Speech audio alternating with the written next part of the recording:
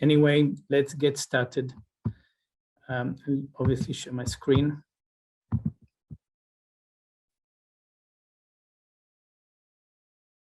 Just let me know if we are good to go. Okay, so good morning, good afternoon, wherever you are. My name is Gilad Bandel. I'm in charge of business development at Cymotive. Cymotive is an Israeli company that exists for more than 6 years doing automotive cybersecurity. Many services that we offer, the V model that you can think about, and some products. Today we're going to speak about vulnerability monitoring.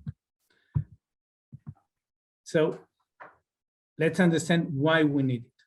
So if you're an OEM or a T1 or for the purpose of this thing, software development for the automotive industry, you need it for two things.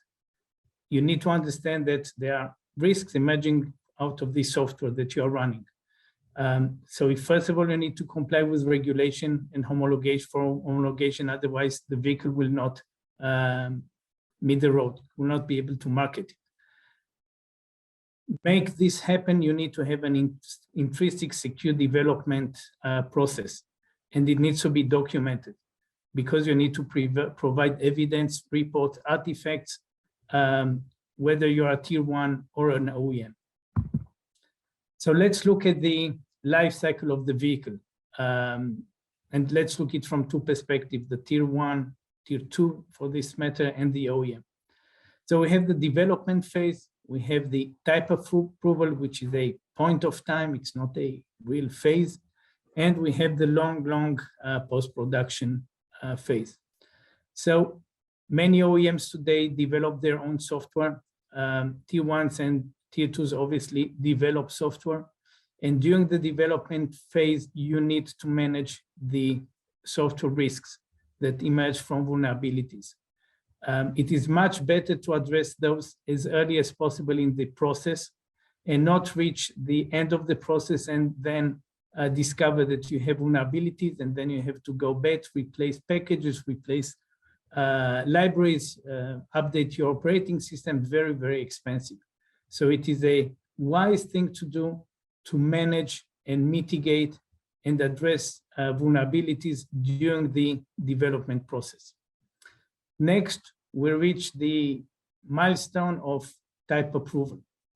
If you are a tier 1, then you need to take all the documentation and all the information that you have and provide a report to the tier 1, to the OEM. The OEM will collect all this information from all its tier 1s, add to it all the information about the vehicle and or its own software, and will present it to the auditor to receive a certification for the vehicle type. Otherwise, as of 2024, because of regulation UNR 155, you won't be able to sell one single vehicle in most of the places around the globe if you don't pass the certification. Now, this does not end here. It will last forever. That means as long as the vehicle is on the road, you need to monitor it. So for the whole lifespan, or at least as long as the regulation requirements requires, if you are tier 1, you need to monitor the vulnerabilities of the software inside your ECU. And if you detect something, you need to take action. You need to update the software, make changes, replace libraries, and so on. And obviously, you need to inform the OEM. The OEM obviously needs to monitor the whole vehicle. So it needs to monitor its software, and it needs to monitor the software in the ECUs. So if there is an event, the OEM needs to analyze and take action in this respect. Why do we do all this? First of all, we are speaking about safety and reliability. We try here to save lives, to prevent accidents. You can just imagine what would be the impact on an OEM if a cybersecurity event ends up with casualties and fatalities. So the brand damage and recovery cost, recall, update software, and so on should be avoided at all costs. Regarding the tier one is monitored by the OEM. So if a tier one has a software which is full of bugs, full of security risks, the OEM will probably choose to work with another tier one. So a tier one needs to keep a very good cybersecurity posture in the eyes of the OEM. Things happened. Now need to mention this. So this is just a reminder for all of us that brand damage occurred. So I would just keep this, keep it here as a reminder to all of us. So what we're speaking about? We're speaking about the CarAlert. CarAlert is a continuous vulnerability management solution for the fleet. High-level overview. It uses two sources of information. We have the threat intelligence, which tells us what can go wrong. And we have all the asset information that tells us on what things can go wrong. So if we merge now the what can go wrong and on what it can go wrong, we get the outputs out of CarAlert.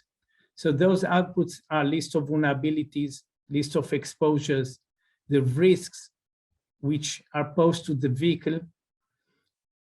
We can propose mitigations, how to improve the security posture of the ECU and of the vehicle, and obviously the reports which are required to be presented if you're an OEM to the auditor and if you're a tier one to your OEM.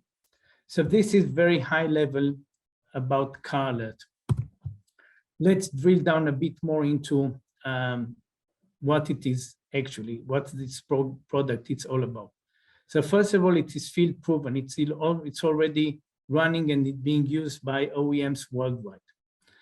And it is a vehicle fleet continuous. Continuous is an important statement. That means that it is not a one snapshot analysis of how we're doing now, but it is continuously monitoring. Continuously monitor means that even if the vehicle is on the road, there might be a case in which a vulnerability is detected weeks, months, years after the vehicle is on the road. And then we need to take action. And we can take action only if we continuously monitor the vulnerabilities. So this is the basics. This is the on-premise software. So just to make sure this is not something that runs in the vehicle, this is something which assists the security, the software people in the company to monitor and manage all the vulnerabilities. It is drastically reducing the development costs because it provides early warning and early information regarding vulnerabilities which are detected in the vehicle. So you can take action earlier and not later, which implies higher cost. It performs the things which are required by regulation. So following the ISO SAE 21434 standard, it provides the means, the reporting, the information, the artifacts that can be presented for compliance with UNR 155 or Chinese GBT or any other standard. So we do accommodate different regulations and standards for this matter. It is providing an ongoing visibility inside the vehicle in terms of vulnerabilities. So this is the way you can look and understand and have a dashboard, have a deep understanding what is the posture of the vehicle from the vulnerabilities point of view. It is scoping the actual use of the software. Where is it running? How is it running? What is it influencing? Not all vulnerabilities are the same. You might have a vulnerability in a piece of software which is not relevant to your vehicle at all. And you might have something which looks initially minor, but actually has a lot of influence. So this is the software. It provides the information and the recommendation for mitigation of those vulnerabilities. A few cases that we can think about just to understand what we're looking at. This is a case with Tesla in which an attacker could take a flying aircraft and hack the Wi-Fi without even touching the vehicle. It's called the T-bomb. Tesla took this vulnerability, analyzed it, and decided how to approach it. This was due to a piece of code called conman, which is used in communication. The mitigation and the way the Tesla decided to approach this is by totally replacing the conman, and they use something which is called DNS mask. So this is an example of vulnerability management, which was done obviously too late because it was detected not by black hackers, but by white hat hackers. So no real damage was done. Other example might be with Bluetooth, and this is the Bluebone attack, which influenced Bluetooth devices. You could do pairing without, you could have communication without pairing. So those kinds of vulnerabilities need to be detected earlier. So the cost and the risk associated with such a vulnerability will be removed. So this is the background. Let's look at the process. So now I'm going to walk you through the process of vulnerability management and the tool CarAlert, which is automating this process end to end. So we have the customer side and we have our company, the same motive side. So let's look what is requested by the customer. We need to get information regarding the assets. The asset, as mentioned in the first lecture, and thank you for preparing this, saves me some time on explaining why this is so important, the software bill of material and hardware bill of material. It's important to understand that there can be vulnerabilities in hardware as well, notably the meltdown by Intel, but there are more vulnerabilities also in hardware. In software, for sure, there are vulnerabilities. So first of all, we need to get the information regarding the SBOM. This can come through a interface such as SPDX, CycloneDX, SWID. It can come from proprietary databases, and there are other means to generate the SBOM. This relates to a tier 1. If we relate to an OEM, then additional information is required about the vehicle network architecture. Because if we are looking at the lateral movement, we need to understand whether two compromised ECUs reside on the same bus or they are totally separated. And the chances for lateral movement creating a kill chain when two ECUs are separated by a secure gateway are slimmer than a chance that such an event, such an attack can occur if both of them are on the same bus.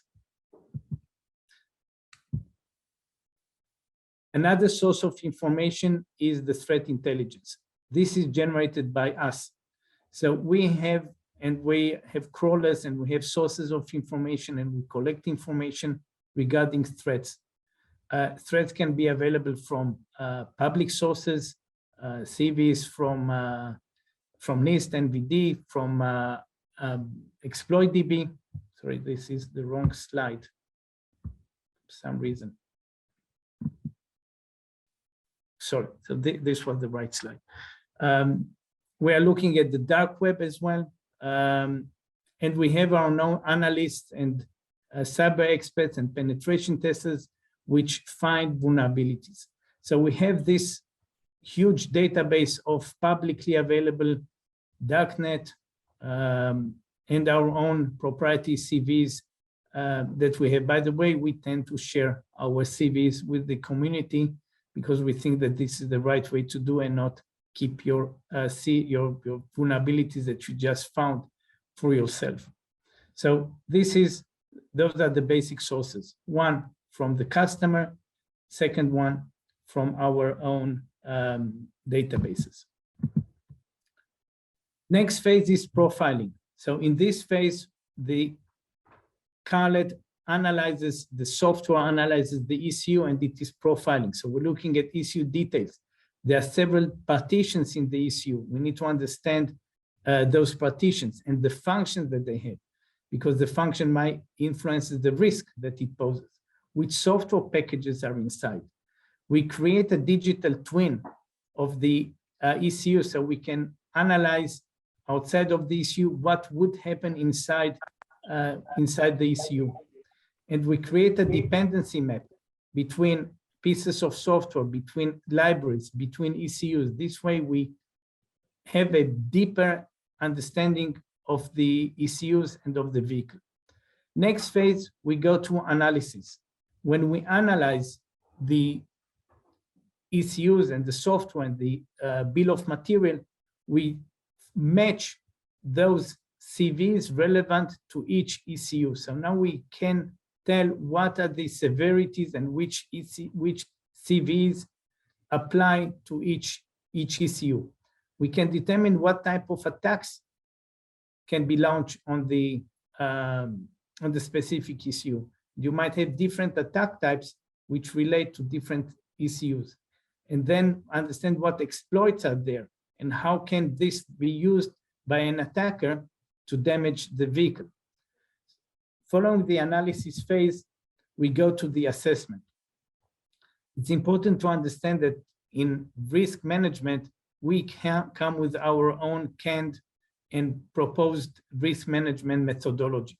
But we acknowledge that in the market, there might be different approaches and different models. So the system, not only that it comes with its own risk methodology, but it can also accommodate a customer risk methodology. There are things which are even beyond risk methodology in terms of considerations. For example, is this a fleet of 20,000 vehicles or 200,000 vehicles or 2 million vehicles? This is an influence which is not an engineering influence, it's a commercial influence, but still needs to take into consideration. So now we go to the assessment phase, in which we try to understand what is the damage potential. Can this cause an accident? Will it affect the security? Will it have an impact on the safety of the vehicle? Can it cause a real accident? Now, the fact that there is a potential attack vector doesn't mean that it is also feasible. So we don't look only at the score of a CV, but also how feasible is it to use it?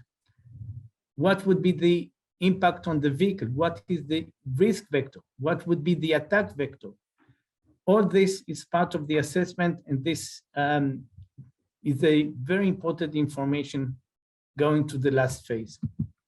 Going to the last phase, we go to reporting. Here we can report what lateral movement is possible. What would be the attack chain? What is attack chain, kill chain?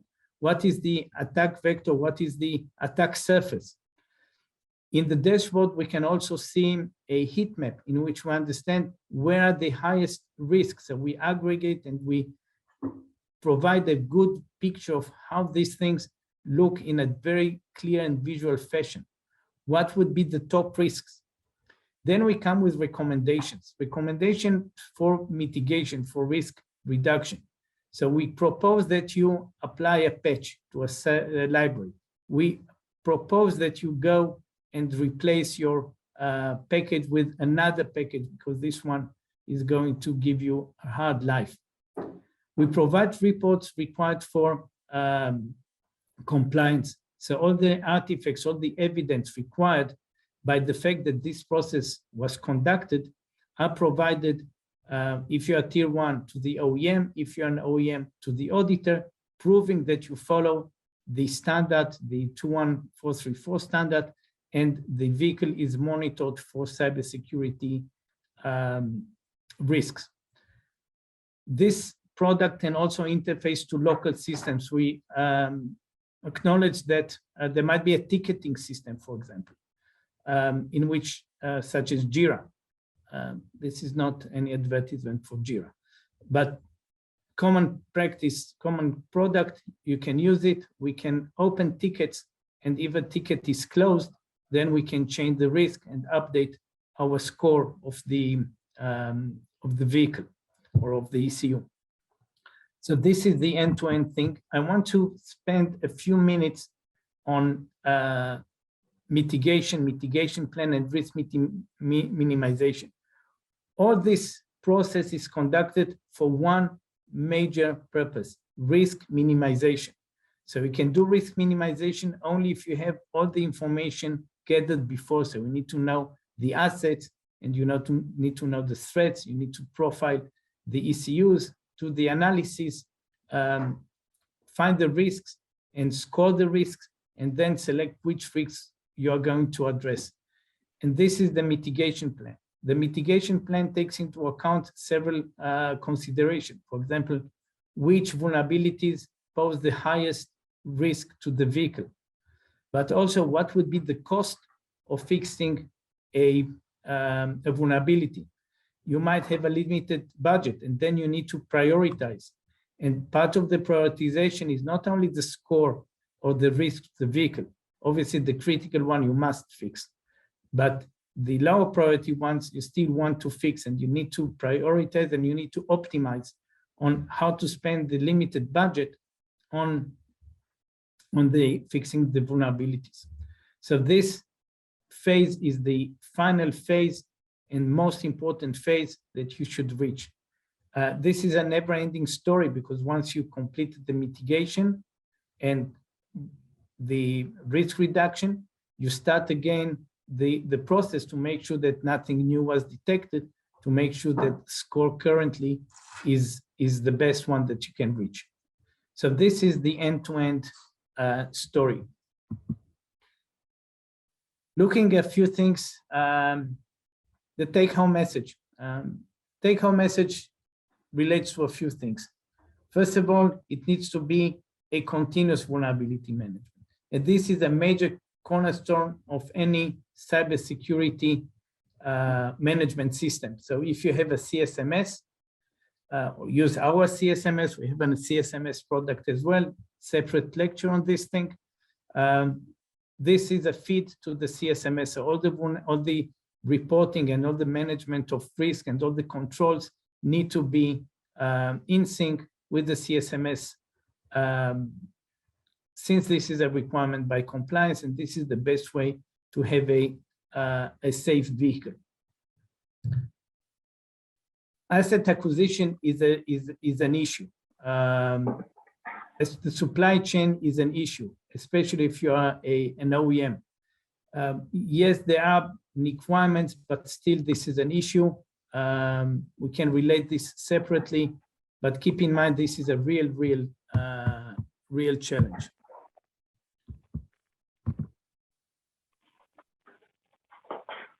All software development organizations should perform risk minimization. That means the tier 2, that means the tier 1, means the OEM, and should do it as early as possible in the development lifecycle. Today we call it secured development lifecycle, SSDLC, or other names, but still you need to do it as part of the software development and as soon as possible early in the process. If you reduce the risks, you have a better vehicle. You will shorten the development lifecycle and end up with a type approval earlier. And this way you can have the vehicle on the road as soon as possible. How this can be done? If you have your experts internally, you can do it on your own. So you take this CarAlert product, install it.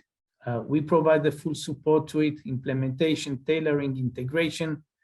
And then your team is ready to go with our support all along the way. Option number 2 would be outsource this. So we provide also the services associated, the analysts, the cyber experts, which can perform this activity for you. So you can use us, use our services as an end-to-end solution for vulnerability management. All options are available. So thank you very much for listening to this session. Any questions, you are more than welcome, either now in the chat, or you can drop me an email. We will share this presentation together with the other presentations. So thank you very much. It was a pleasure being here, and I warmly suggest you that you come to Leipzig here. Excellent place to be. Thank you, Joby.